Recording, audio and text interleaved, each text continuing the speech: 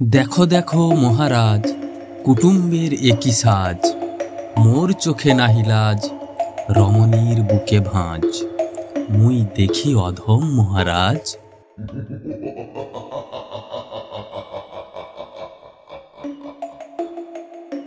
অত্যন্ত লোলুপ দৃষ্টিতে মহারাজ বীরভদ্র এদিক ওদিক সার মেয়র ন্যায় ঘুরে ঘুরে দেখতে থাকেন এবং অনুধাবন করবার চেষ্টা করছেন কেন জগা চণ্ডাল এমন ছড়া কাটল। তাই মহারাজ বীরভদ্র বলছেন, ভ্রমণকালে নয় কাজ, চণ্ডালের নাহি লাজ, কি দেখে ছড়াও ছড়া, কার বুকে দেখো খাঁজ। নমস্কার বন্ধুরা, আমি সূর্যেন্দু গায়েন ওরফে কলমের বন্ধু। আপনারা সবাই শুনছেন আমার ছোট্ট ইউটিউব চ্যানেল গল্প কথা সূর্যেন্দু। আপনাদের সকলকে আমার এই ছোট্ট ইউটিউব চ্যানেলে স্বাগত জানাই। যে সমস্ত শ্রোতা বন্ধুরা এখনও আমার এই ছোট্ট প্রোফাইলটিকে সাবস্ক্রাইব করেননি, তাদের অনুরোধ করব অবশ্যই সাবস্ক্রাইব করে নেবেন এবং প্রতিনিয়ত আমার গল্পের আপডেট পেতে চাইলে বেল আইকনটি বাজিয়ে রাখবেন। শ্রোতা বন্ধুরা, আমরা শুনছি ধারাবাহিক রক্তচরে তারানাথ। ধারাবাহিকটির ভবিষ্যৎ নির্ভর করছে আপনাদের ভালো লাগার ওপরে। চলুন বন্ধুরা, সরাসরি আমরা ধারাবাহিক রক্তচরে তারানাথের আজকের এপিসোড শুনে ফেলি। মহারাজ বীরভদ্র ভ্রমণ বিলাসী মানুষ ছিলেন।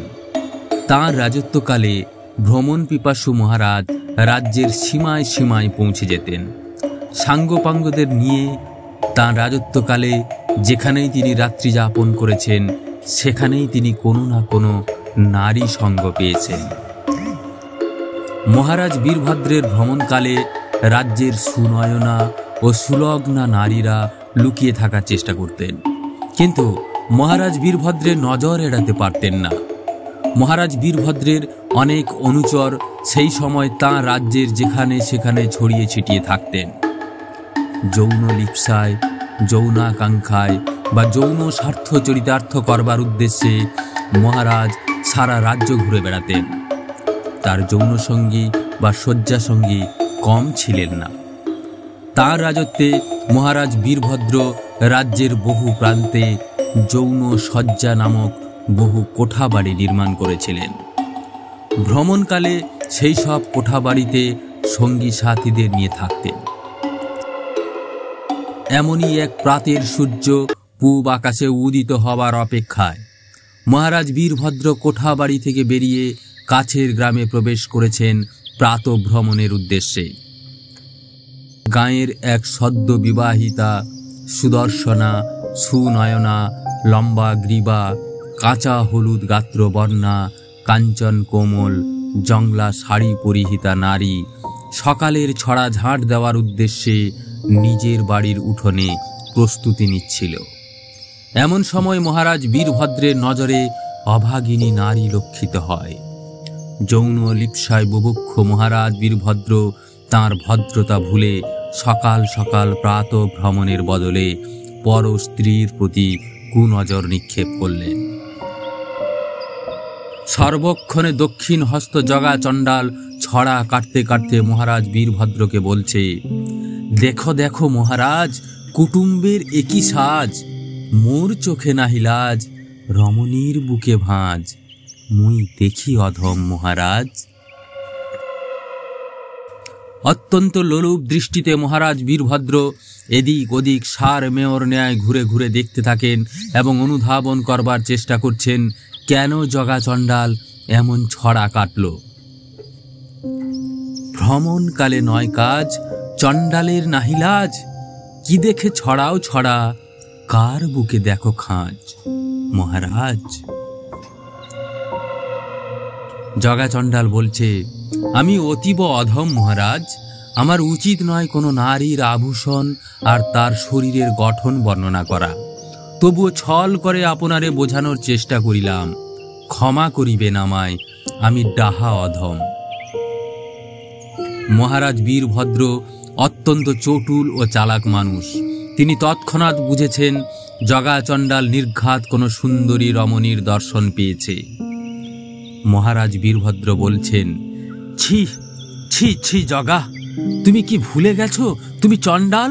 তুমি মাতৃসম নারীর দিকেও নজর দিচ্ছ। তুমি জানো না আমি মহারাজ? আমি ছাড়া মোর রাজ্যের কোনো নারী পূর্ণতা পায় না। দেখাও দেখাও আমায় সেই সুন্দরী রমণীরে। জগা চণ্ডাল মাথা নিচু করে মহারাজ বীরভদ্রের দক্ষিণ পানে দাঁড়িয়ে উত্তর দিকে ঘাড় ঘুরিয়ে বলে, ওই যে ওই যে দেখুন দেখুন, ওই যে দেখুন মহারাজ, আপনাকে দেখে ভয়ে অন্তঃপুরে যাওয়ার চেষ্টা করছে। কি সুন্দর বরণ আর গড়ন! আপনি যদি বলবেন আমি না হয় ক্ষণিক করিব মর্দন। মহারাজ বীরভদ্র জগার উদ্দেশ্যে বললেন, জগা, তোর মুখে দেখছি আজকাল কিছুই আটকায় না। কাট তাড়াতাড়ি, জিভ কেটে বল, যা বলেছে ভুল বলেছি, আর কখনো এমনটা বলবি না। এবার থেকে দেখছি তোর জন্য একটা খচর পুষতে হবে। তোর নজরটা খুবই খারাপ। জগা চণ্ডাল বলছে, আমি নিতান্তই ছোট লোক মহারাজ। চণ্ডাল কি আর আপনার মতো বড় লোক হতে পারে? আপনার মতো বড় বড় কথা বলতে পারে? পারে না। তাই মহারাজ বলি, আমার জন্য খচরের প্রয়োজন নাই। আপনি বরং রমণীকে বেঁধে আনুন আর নিয়ে চলুন কুনকুড়ি নদী চরে নৌকা বিহারে।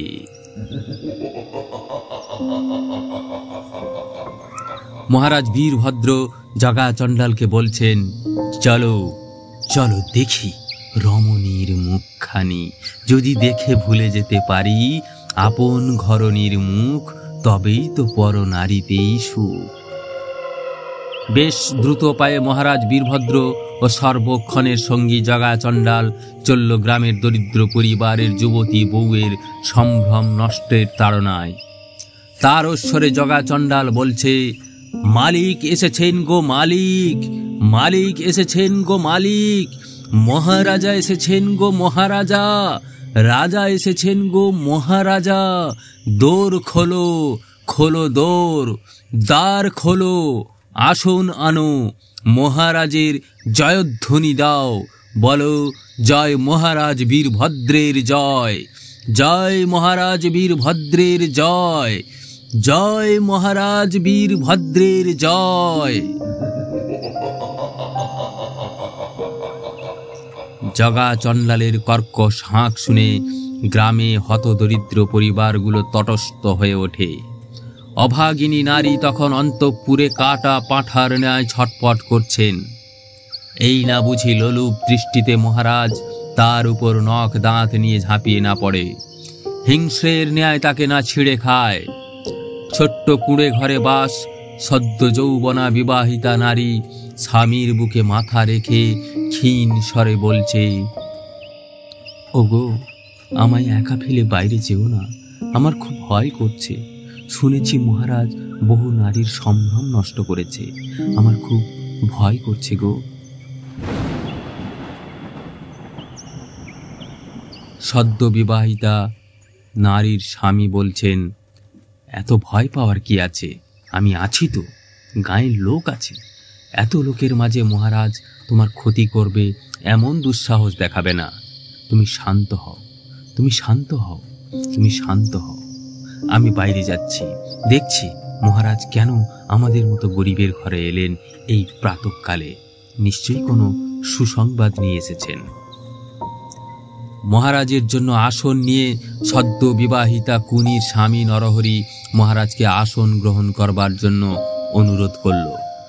মহারাজ আসন গ্রহণ করার সাথে সাথেই ক্ষুদ্র কুটিরের অন্তঃপুরের দিকে তাঁর লোলুপ দৃষ্টি নিক্ষেপ করলেন এবং নরহরির স্ত্রীকে এক গ্লাস জল আনবার আদেশ দিলেন। গ্লাস জল আনার কথা শুনেই কুনি ভয়ে থরহরি কম্পিত। অন্তঃপুর থেকে এক গ্লাস জল সমেত কোনো মতেই মহারাজের গোচর হতে চায় না। মহারাজ নিজে এসেছেন, তাও আবার এমন দরিদ্রের ঘরে থেকে এক গ্লাস জল খাওয়ার ইচ্ছা প্রকাশ করেছেন। এর চেয়ে বড় পাওনা এক দরিদ্রের কাছে কিছুই হতে পারে না। তাই কুনির স্বামী নরহরি স্ত্রীকে আদেশ দিলেন, তুমি এক গ্লাস জল নিয়ে আসো মহারাজের জন্য। পিপাসার্ত মহারাজের জন্য জলদান করা আমাদের মতো গরিবের মহাপুণ্যের কাজ। অন্তঃপুর হতে কম্পিত হাতে মহারাজের জন্য এক গ্লাস শীতল পানীয় নিয়ে আসে কুনি।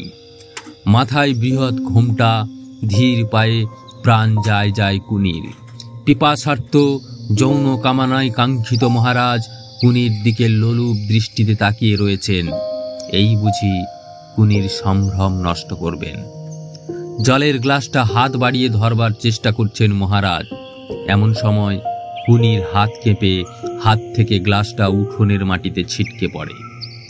তৎক্ষণাৎ মহারাজ বীরভদ্র ভীত ও সন্ত্রস্ত কুনির হাতটা চেপে ধরেন এবং বললেন, এত ভয় পাও কেন? আমি তো তোমাদেরই লোক, আমি মহারাজা, আমি বীর, আমি ভদ্র। মহারাজ বীরভদ্রের মুখ থেকে এমন কথা শুনে কুনি কি প্রতিক্রিয়া দেয় তা আমরা অবশ্যই ধারাবাহিকের আগামীর পর্ব থেকে জানবার চেষ্টা করব। বন্ধুরা, ধারাবাহিকটি শুনে আপনাদের কেমন লাগছে অবশ্যই নিজেদের মূল্যবান মতামত দিতে ভুলবেন না। আপনাদের একটা মূল্যবান মন্তব্য ধারাবাহিকের প্রাণ স্পন্দন, তাই আপনাদের মতামত দিতে কুণ্ঠাবোধ করবেন না। ধারাবাহিকের পাশে থাকবেন। অবশ্যই আপনাদের মনের মতো করে লেখার চেষ্টা করব এবং গল্প পাঠ করার চেষ্টা করব। ধারাবাহিকটির পর্বগুলো যদি আপনাদের শুনে ভালো লাগে তাহলে আমি অনুরোধ করব আপনার প্রিয়জনদের সাথে ধারাবাহিকটির প্রতিটা পর্ব শেয়ার করতে পারেন। আর হ্যাঁ, অবশ্যই আমার এই ছোট্ট প্রোফাইলটিকে সাবস্ক্রাইব করে রাখবেন। ধন্যবাদ।